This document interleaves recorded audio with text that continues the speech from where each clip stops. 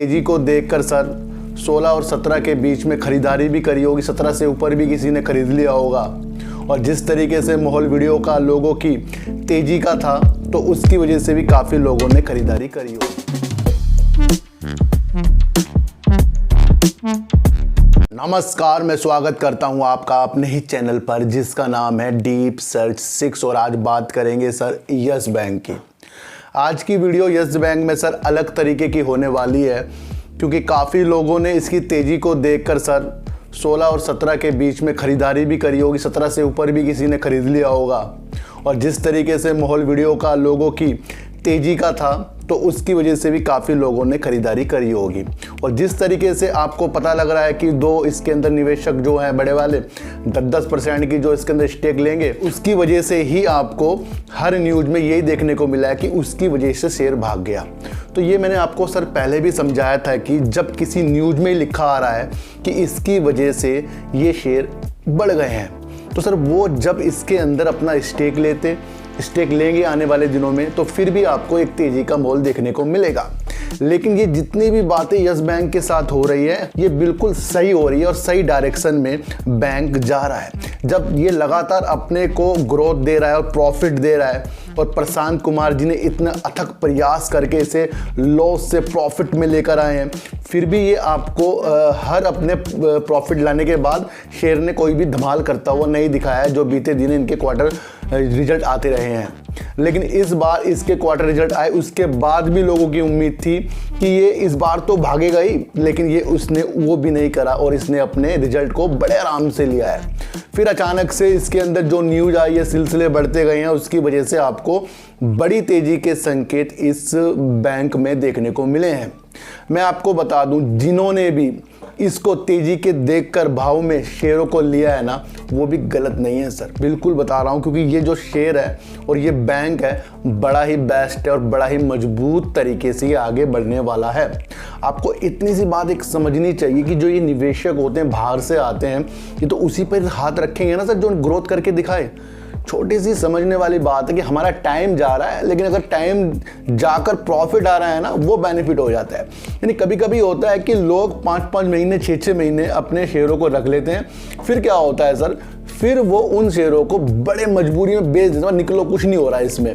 तो इस तरीके से भी इस बैंक में काफ़ी लोगों ने लॉस लिया है कि सर उम्मीद तो बड़ी और जब प्रशांत कुमार जी अच्छा काम करें, प्रॉफिट आ रहा है, तो फिर ये बैंक आगे की तरफ क्यों नहीं बढ़कर जाता हुआ दिखाई दिया। तो ये उन लोगों को कभी भी ऊपर जाता हुआ नहीं दिखाई देगा जो इसको सिर्फ प्रॉफिट के लिए, हाल ही के प्रॉफिट के लिए ले रहे हैं। वही लोग इसके अंदर फंस जाते हैं जो हाल ही के प्रॉफिट के लिए इसको देखकर लेते हैं। और जो लोग इसके काम के प्रति, प्रशांत कुमार जी दोबारा से इसके भार संभाल रहे हैं और वो उनको तभी लाया गया ना जब उन्होंने प्रॉफिट किया है। और आपको ये सबसे ज़्यादा इंपॉर्टेंट बात एक देखनी चाहिए कि बैंक जो है ना, छोटे जो व्यापारी होते हैं उनको लोन देने का जो कारोबार है उनको बढ़ाएगा।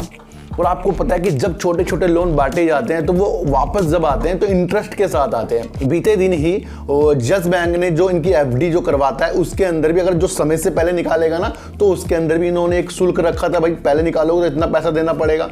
तो कहीं ना कहीं ये बैंक जो है ना बिल्कुल ज़मीनी तौर पर मजबूत हो रहा है। जहां इसके सिलसिले डिश टीवी से जुड़ रहे हैं, DHFL से जुड़ रहे हैं, तो वहां पर भी इसकी एक गिरावट के संकेत तो मिलते हैं, लेकिन वहां से भी कुछ ना कुछ सलूशन, जैसे कि डिश टीवी में अपनी जो सलाह देता है यस बैंक, तो उसके अंदर भी वहाँ कहीं ना कहीं वो अपने स्टॉक को अच्छे रेट पर बांट देने के लिए भी कुछ प्रयास कर रहे होंगे। और जब वो उनका स्टेक डिश टीवी से निकलेगा तो तब भी इसके अंदर उजाले आएंगे। और मैंने आपको कहा था कि जब तक कि डिश टीवी और यस बैंक का मसला चलता रहेगा तो आपके डिश टीवी में आपको उजाले देखने को नहीं मिलेंगे। आपको मैंने पहले भी ये समझाया था। लेकिन हम जो बात कर रहे हैं यस बैंक की कि अब क्या करूं कि अब तो मैं फंस गया हूं, बहुत से लोग सोचते हैं सर ऐसे, क्योंकि उन्होंने 3-4 दिन पहले खरीदा होगा और यहाँ पर वो अपने को फंसा हुआ महसूस कर रहे हैं। लेकिन आपको ये देखना चाहिए कि यस बैंक में मूडीज ने इसकी जो रेटिंग है ना आउटलुक से स्टेबल दे दी है, स्थिर दे दी है। तो यानी कि जब बड़ी बड़ी फर्में जो एनालाइज करती हैं, रेटिंग देती हैं, तो वो इसके ऊपर स्थिर वाली अपनी नज़र रखे हुए है। तो आपको घबराना किस बात का है सर? देखो मैंने आपको कई बार समझाया कि जब हम ज़्यादा शेयर ले लेते हैं ना तभी हमें घबराहट हो जाती है, और जब हम कम शेयर लेते हैं ना वही शेयर आपको प्रॉफिट लाकर दिखा देंगे। आप आजमा लेना इस बात को।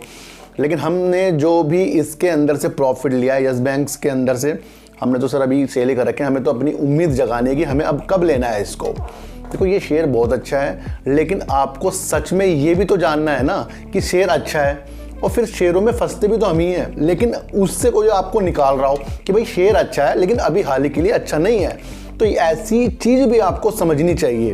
क्योंकि सर आपको ये पता रहना चाहिए कि जब एक स्कूल में बच्चे बहुत सारे पढ़ते हैं तो फर्स्ट कोई आता है उसके अंदर से, कुछ फेल भी होते हैं। अब ये तो नहीं कि मास्टर पढ़ा रहा है सबको, सभी पास हो जाएंगे और सभी फर्स्ट आके टॉप कर लेंगे। टॉपर तो एक ही बनता है ना सर।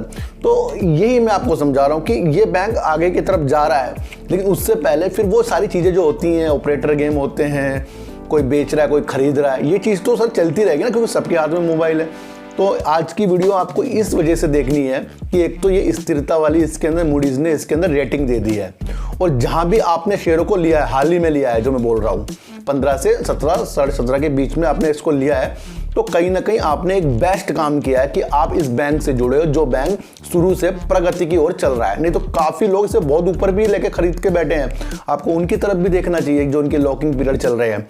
तो हम ये नहीं कह सकते कि इस बैंक में कोई फंसा है, क्योंकि प्रशांत कुमार जी पे पूरा भरोसा है, और वो जब इसे लॉस से प्रॉफिट में लाए हैं तो फिर हमें किस बात की इस शेयर से घबराहट होनी चाहिए, ये मैं आपको ये समझा रहा हूँ सर। और वैसे भी मैंने जब भी इसका रिजल्ट आया था उसके बाद कहा था कि एक तेज़ी आएगी, फिर ये 2 निवेशक आए थे, फिर मैंने कहा था कि ये तेज़ी दिखाएगा, फिर भी आपको अपने को खुद को रोकना है। लेकिन अब ये नहीं कि ये तेज़ी नहीं दिखाएगा, ये तेज़ी के लिए फिर तैयार हो रहा है सर। जब कोई पीछे की तरफ हटता है ना तो वो तेज़ दौड़ने के लिए हटता है।